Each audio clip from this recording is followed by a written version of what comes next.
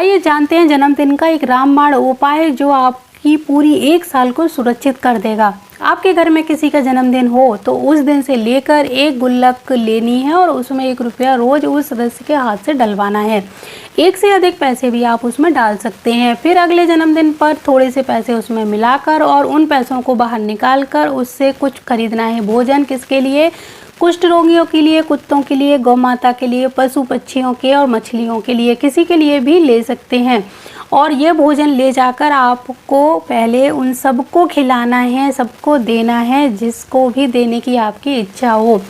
आप इस पैसे को इकट्ठा करके उनके लिए कुछ ज़रूरत का सामान भी खरीद सकते हैं। पैसे की किसी को ज़रूरत है वो दे सकते हैं, किसी के इलाज में भी लगा सकते हैं, किसी की दवाइयाँ देनी है उसमें भी दे सकते हैं।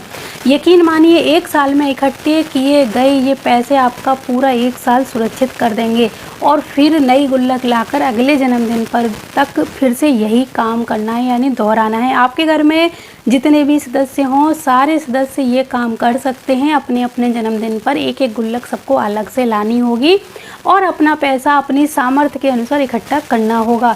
अगर आप अपने घर में अपने जीवन में खुशी देखना चाहते हैं, आप बिल्कुल बीमारियों से बचना चाहते हैं तो आप ये उपाय करके देखिए। 1 रुपया कोई ज़्यादा रुपया नहीं होता है, इसीलिए कम से कम 1 रुपया तो होना ही चाहिए। और इसके अलावा अगर आपकी जेब आपको आज्ञा देती है तो 1 रुपये से ज़्यादा रुपये भी आप डाल सकते हैं।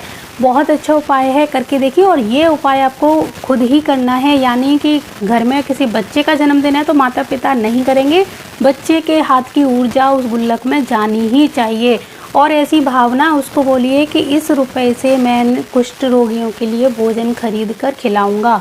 इस तरह उसको बोलिए कि वो किसी को खिलाना चाह रहा है, चाहे वो पक्षियों को, पशुओं को, या फिर कुष्ठ आश्रम में, या फिर गौ आश्रम में, या फिर वृद्धा आश्रम में देना चाहते हो आप, तो उसको पहले वही बुलवाइए कि इस पैसों से मैं ज़रूरतमंद के लिए भोजन खरीदूंगा, उनको ये पैसे दूंगा अगली साल, इसीलिए मैं इकट्ठा कर रहा हूँ। ऐसी भावना बोलते हुए ही आप गुल्लक में ये रुपये डलवाना शुरू करें।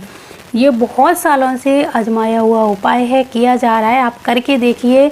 आपका 1 रुपया खर्च हो रहा है, इससे ज़्यादा रुपया खर्च नहीं हो रहा है। अगर बीच में कभी किसी दिन भूल जाते हैं, नहीं डाल पाते, तो जितने दिन भूल चुके हैं उतने दिन के पैसे आप अगली बार डाल सकते हैं।